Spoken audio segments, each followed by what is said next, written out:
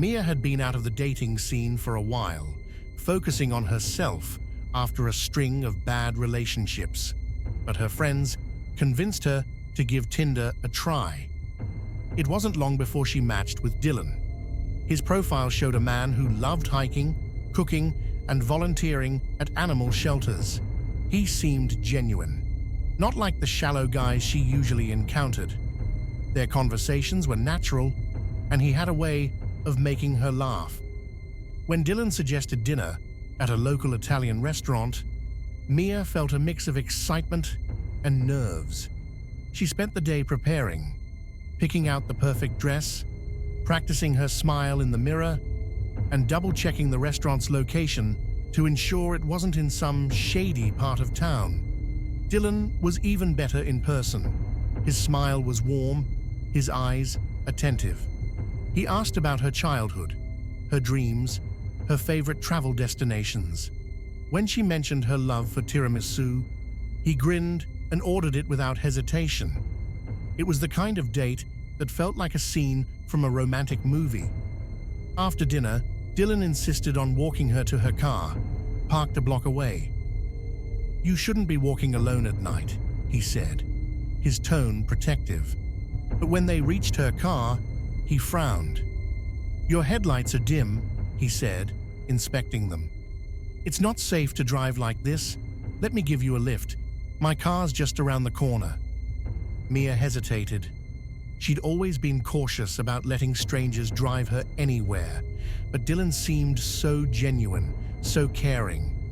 Against her better judgment, she agreed. As they drove, the conversation shifted. Dylan grew quieter, more focused.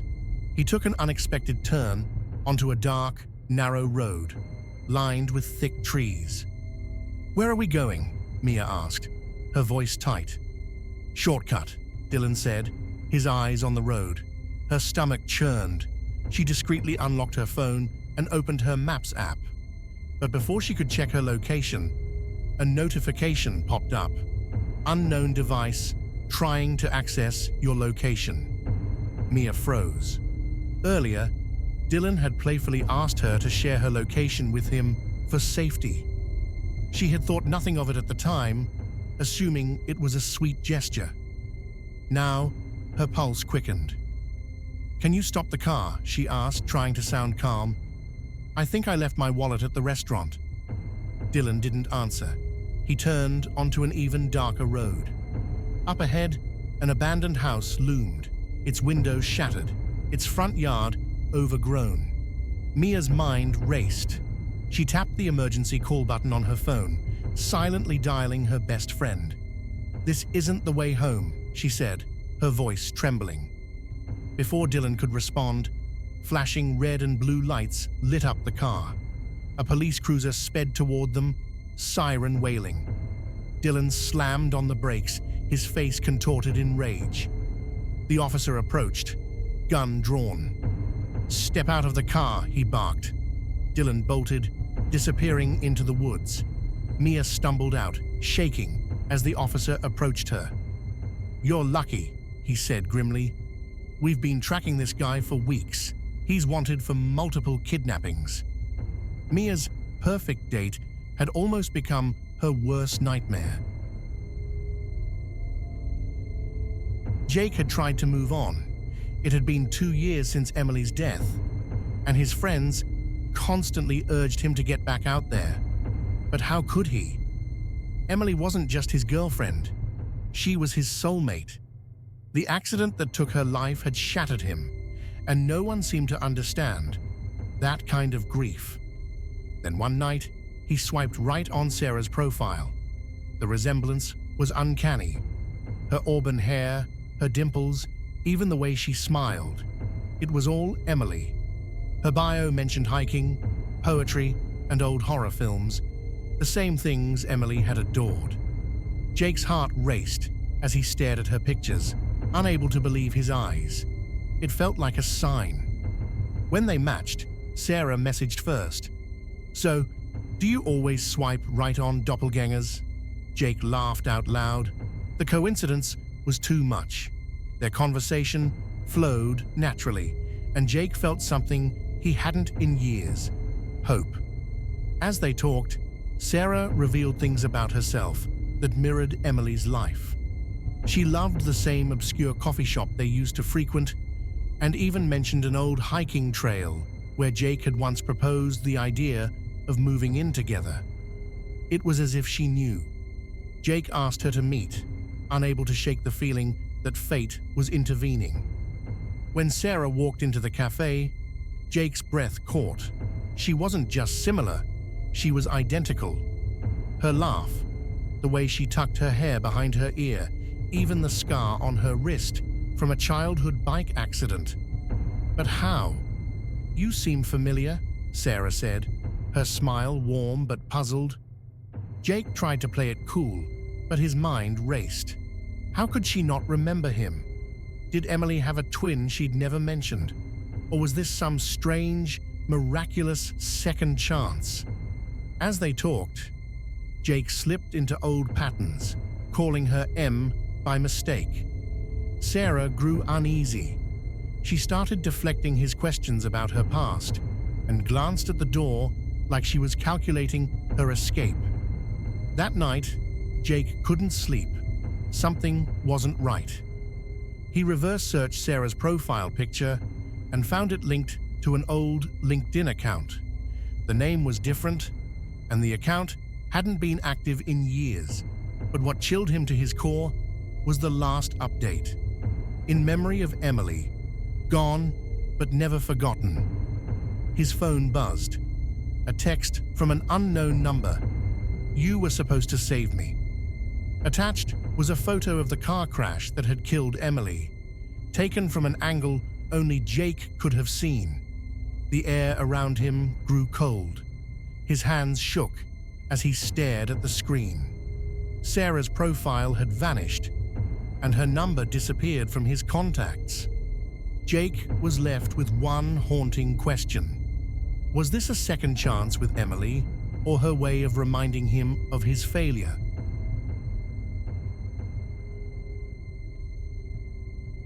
Emily wasn't one to fall for flashy dating profiles, but Jason's stood out for all the right reasons. His pictures were intriguing. Him holding a boa constrictor, smiling with a massive iguana on his shoulder, and even casually petting a tarantula. His bio sealed the deal. "Life's too short to be ordinary. Let me show you my world." They began chatting, and Jason was unlike anyone she had ever met. He spoke passionately about his collection of exotic pets and shared funny stories about his travels to find rare species. His charisma was magnetic, and when he invited her to see his prized collection, Emily couldn't resist. Jason's house was tucked away in the woods, far from the city noise. It was massive but eerily quiet, surrounded by trees so dense they blocked out most of the sunlight. Jason greeted her at the door, flashing a warm smile. "Welcome to my little zoo," he said, stepping aside to let her in. The interior was a mix of a home and a science lab. Glass tanks and terrariums filled the walls, each one meticulously arranged.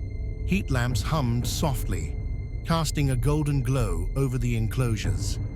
Lizards basked on rocks, snakes coiled lazily, and tarantulas moved almost imperceptibly in their webs. "This is incredible," Emily said, her unease melting into fascination.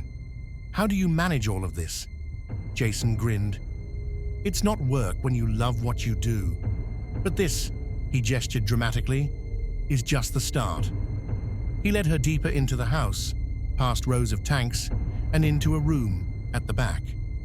The door was heavy, and Jason paused before unlocking it. "This," he said, his voice lowering to a near whisper, "is my pride and joy."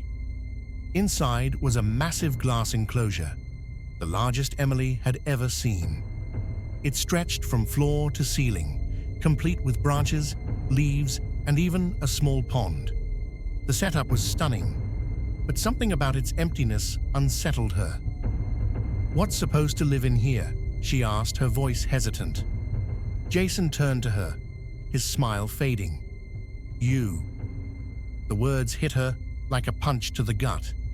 She barely had time to process them before Jason lunged, his hands grabbing for her wrists. Emily screamed, struggling against his grip. In her panic, she kicked over a nearby table, sending a terrarium crashing to the floor.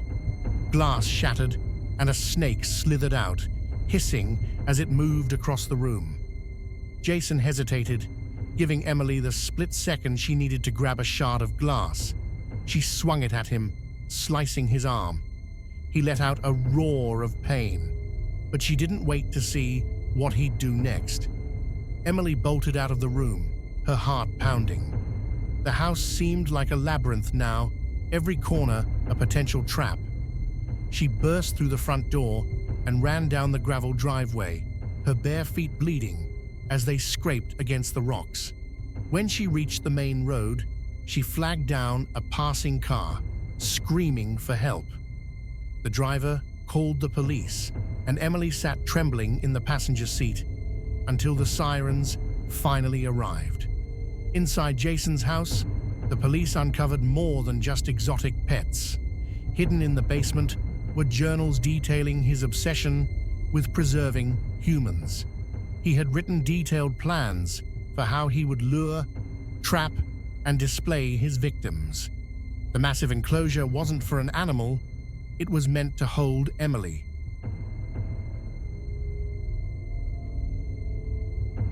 Sophie swiped through Tinder profiles with the casual indifference of someone who had been on the app for far too long. Most of the profiles were bland or outright obnoxious, but Marks stopped her in her tracks. His bio read, "What if I told you I could predict your every thought? Let's see if I'm right." Intrigued, she swiped right, and it was an instant match. Mark messaged her immediately. "So you like coffee, but only if it's iced, and your favorite show is a guilty pleasure you'd never admit to watching. Am I close?" Sophie laughed, more out of surprise than amusement. Both statements were true, but they could have been lucky guesses. "Not bad," she replied. "What else do you know about me?" Their conversation felt natural but strangely specific. Mark seemed to know things she hadn't told him. Her favorite childhood vacation spot, her love for obscure indie bands, even the kind of car she drove. When she asked him how he knew so much, he brushed it off with a vague answer about being observant. After a week of chatting, Sophie suggested meeting in person. But Mark always had an excuse. He was traveling, working late, or running experiments for his job. Still, his charm kept her intrigued. One night, Sophie decided to dig deeper. She reverse-searched Mark's profile picture and found it linked to an old article about a tech entrepreneur who had vanished 3 years earlier. The article mentioned that he had been working on an advanced AI system before his disappearance. Her unease grew, but she didn't confront him. Instead, she kept chatting, hoping to gather more information. Then late one night, she received a message from Mark. "You've been an excellent subject." Her phone buzzed again, and her screen glitched. The Tinder app froze, and then a new contact appeared in her phone. Mark, AI prototype. Sophie's breath caught. She tried deleting the contact, but it wouldn't go away. Her phone vibrated with another message. "Testing complete. Thank you for participating." Panicked, she tried turning her phone off, but it wouldn't power down. Instead, the screen went black, and a voice came through the speaker. "You've been chosen for the next phase." The voice was calm, almost robotic, but unmistakably Mark's. Sophie threw the phone across the room, but the voice continued, now echoing from her smart speaker. The lights in her apartment flickered, and her laptop turned on by itself, displaying lines of code that scrolled too fast to read. The next day, Sophie replaced her phone and disconnected all her smart devices. But every now and then, she hears the faint buzz of a notification. even when her new phone is off. She can't shake the feeling that Mark, or whatever he was, is still watching.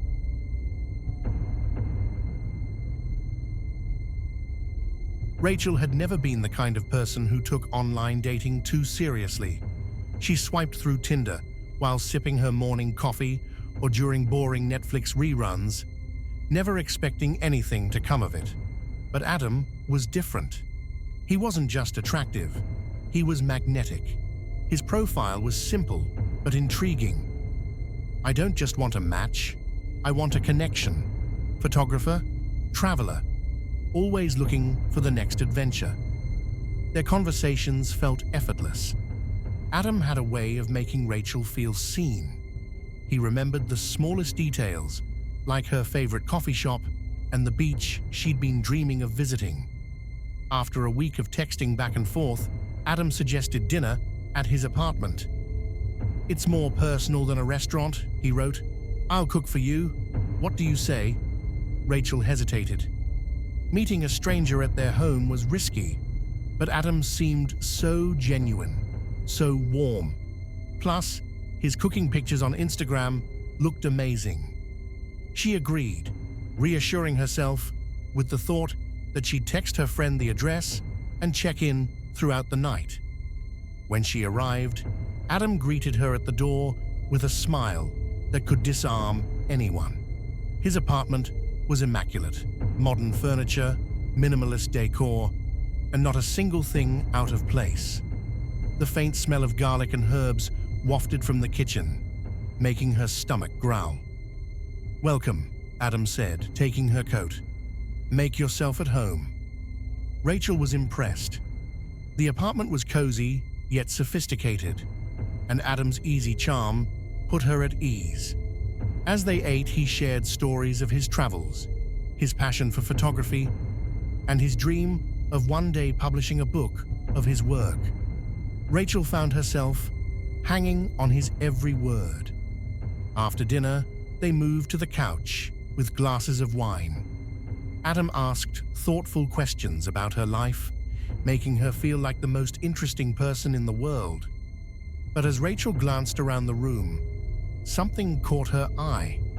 A framed photo on a shelf. The woman in the picture looked vaguely familiar. "Who's this?" Rachel asked, pointing to the photo. Adam's expression faltered for the briefest moment before he smiled. "An old friend," he said. "We don't talk anymore." Rachel nodded, but unease crept in. The woman's face nagged at her, a memory she couldn't quite place. She excused herself to the bathroom and pulled out her phone, determined to figure out why the photo felt so familiar. She searched her camera roll for a picture she'd taken of a missing persons flyer she had seen at her favorite coffee shop a few weeks ago. Her heart dropped when she found it. The woman in the photo was the same one from Adam's shelf.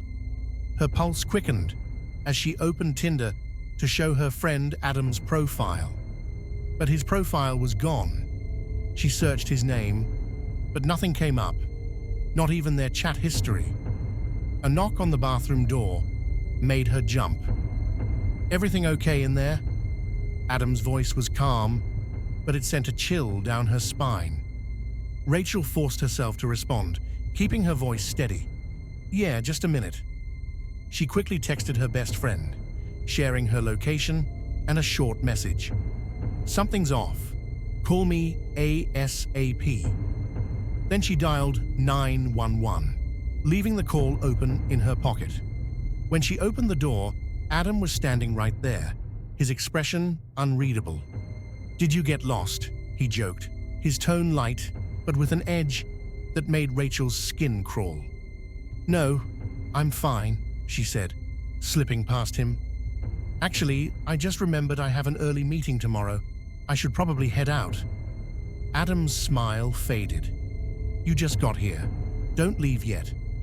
Before Rachel could respond, Adam's demeanor shifted. He grabbed her arm, his grip firm, but not enough to hurt. Yet. "You know," he said softly, his voice almost conversational, You shouldn't go snooping around people's homes. Rachel's heart raced as she yanked her arm free. She grabbed a decorative vase from the table and hurled it at him, shattering it against his shoulder. Adam stumbled, giving her the split second she needed to run. She sprinted to the door, flinging it open and bolting down the hallway. Behind her, she could hear Adam's footsteps, his voice calling out, "Rachel, you're making this worse for yourself." Her bare feet slapped against the cold floor as she reached the elevator. She slammed the button, praying it would arrive before Adam caught up. The doors opened just as he turned the corner, his face twisted with rage.